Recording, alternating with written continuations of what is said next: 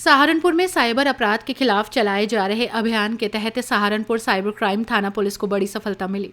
Police ने online trading के नाम पर लाखों लोगों से रुपए ठगने वाले शातिर आरोपी अंकित अरोड़ा को गिरफ्तार कर जेल भेज दिया है। पुलिस के अनुसार आरोपी नोएडा सेक्टर 62 स्थित जेक्स वेब प्राइवेट लिमिटेड कंपनी का मालिक है। जांच में सामने आया है कि कंपनी के बैंक खातों में साइबर ठगी से जुड़े करीब 5 करोड़ 89 लाख रुपए का लेन देन है। राष्ट्रीय साइबर क्राइम रिपोर्टिंग पोर्टल पर भी कंपनी के खिलाफ 23 शिकायतें दर्ज पाई गई। पुलिस ने बताया कि मुस्तरर अली निवासी पिलखनतला थाना मंडी ने 16 मार्च 2024 को शिकायत दर्ज कराई थी। शिकायत में बताया गया कि एक अज्ञात महिला ने फेसबुक पर दोस्ती कर टेलीग्राम के माध्यम से संपर्क किया और फॉरेक्स ट्रेडिंग में निवेश कर भारी मुनाफा दिलाने का लालच दिया। महिला के झांसे में आकर पीड़ित ने अलग अलग बैंक खातों में कुल 73,60,000 रुपए ट्रांसफर कर दिए। कुछ समय बाद महिला से संपर्क टूट गया, जिसके बाद पीड़ित को ठगी का एहसास हुआ और उसने साइबर क्राइम थाने में शिकायत दर्ज कराई।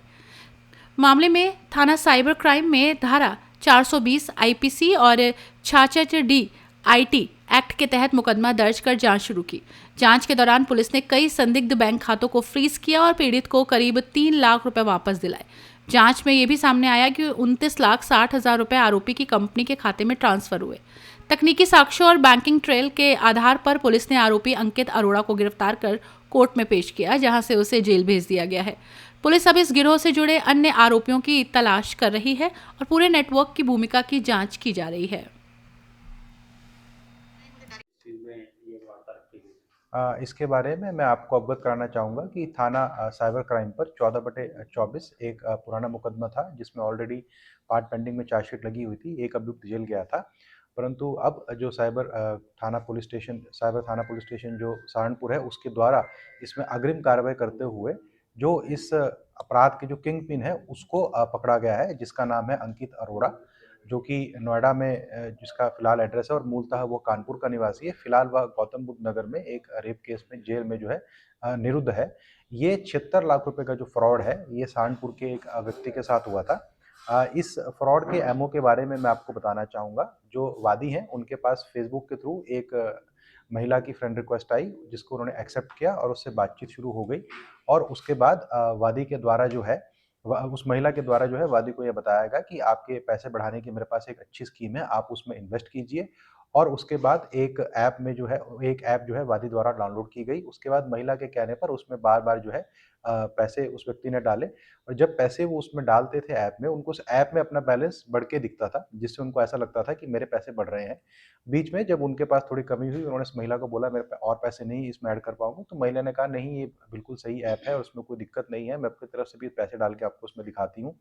तो महिला ने भी कहा कि मैं अपनी तरफ से पैसे डाल रही हूँ, और उनके उस अकाउंट में, जो ऐप में अकाउंट था, उसमें उनके पैसे और बढ़ने लग गए, जिससे उनको विश्वास हुआ कि ये सही ऐप है।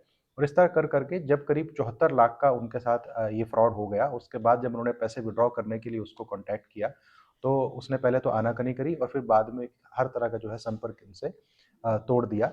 और इसी प्रकरण पे जो है थाना cyber crime police police station Saharanpur में रिपोर्ट लिखी गई थी, जिसकी विवेचना की जा रही थी, जिसमें एक अभियुक्त जिसके अकाउंट में पैसे गए थे वो पकड़ा गया था। परंतु अब इसमें जो मुख्य अभियुक्त है, जिसके अकाउंट में करीब करीब 40 से 50% के आसपास पैसा गया है, उसको पकड़ा गया है, जिसका मैंने कि नाम आपको बताया, अंकित अरोड़ा। इसकी एक कंपनी थी, ज़ेक्स वेब प्राइवेट लिमिटेड। इस कंपनी के अकाउंट के अंदर मैं आपको बताना चाहूँगा, मात्र इनके ही 74 लाख नहीं, करीब 6 करोड़ से ज़्यादा के ट्रांज़ैक्शंस हैं।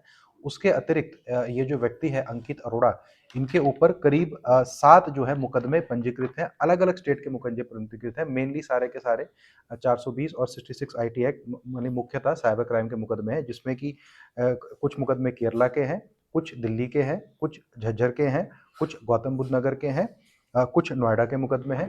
इसके अतिरिक्त मैं आपको ये भी अवगत कराना चाहूँगा कि हमारे एनसीआरपी पोर्टल के ऊपर ये जो अकाउंट नंबर है पर्टिकुलर इस कंपनी का, उसके ऊपर करीब 23 एनसीआरपी की कंप्लेंट्स है, वो भी देश के विभिन्न राज्यों से, जैसे कि केरला, तमिलनाडु, हरियाणा इत्यादि से इसके ऊपर कंप्लेंट्स हैं। तो ये एक बहुत बड़ा जो है साइबर फ्रॉड का रैकेट जो है, ये ज़ेक्सवर्क्स टेक्नोलॉजी के मालिक अंकित अरोड़ा जो है चला रहे थे, और ये साइबर पुलिस के द्वारा इनको पकड़ा गया है मैन्युअली बहुत मेहनत से, जो कि एक बहुत अच्छा कार्य गुलबर्ग पुलिस द्वारा किया गया। सर, जो महिला इसके साथ अंकित की मिली है, उनका आपस में क्या रिलेशन है? देखिए, उस बारे में जो है विवेचना की जा रही है। उनका जो आईपी एड्रेस है, वो किसी संभवतः बाहर के देश का आ रहा है, जो महिला इनसे बात कर रही थी। उसमें भी हम लोग और डीपर इन्वेस्टिगेशन करेंगे, क्या उसमें वीपीएन क्या इस तरह का कोई इस्तेमाल किया गया है। लेकिन साइबर पुलिस के द्वारा ये जो बड़ा खुलासा किया गया है, इससे मैं जनता को 2-3 जो मुख्य बिंदु मैं समरी अगर देना चाहूँगा कि इस बात का हमेशा ध्यान रखें। पहली चीज़, जब भी आपको कोई व्यक्ति किसी तरह का लालच दे या हनी ट्रैप करे, तो हमेशा आपके माइंड में एक घंटी बजनी चाहिए कि भई कोई भी आपको जो है सस्ते में इतनी जल्दी पैसे बढ़ा के नहीं देता है।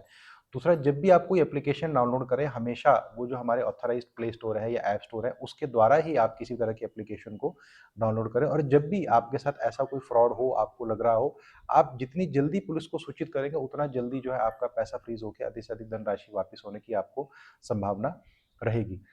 सर, अंकित जेल में है, उसके बाद भी नेटवर्क चल रहा था, तो क्या सहारनपुर पुलिस ने रिमांड पे लेके कोई पूछताछ करेगी कि अभी कुछ और लोग इसमें एक्टिव हैं? इसमें मैं आपको अवगत कराना चाहूँगा, सहारनपुर पुलिस द्वारा ऑलरेडी जो है अंकित को रिमांड पे लिया जा चुका है और उससे ये जो है डिटेल में पूछताछ आई है।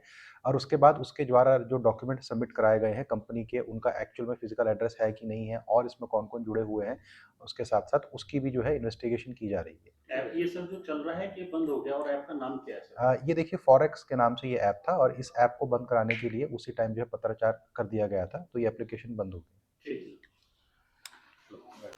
अपनी राय हमें कमेंट बॉक्स में ज़रूर दें।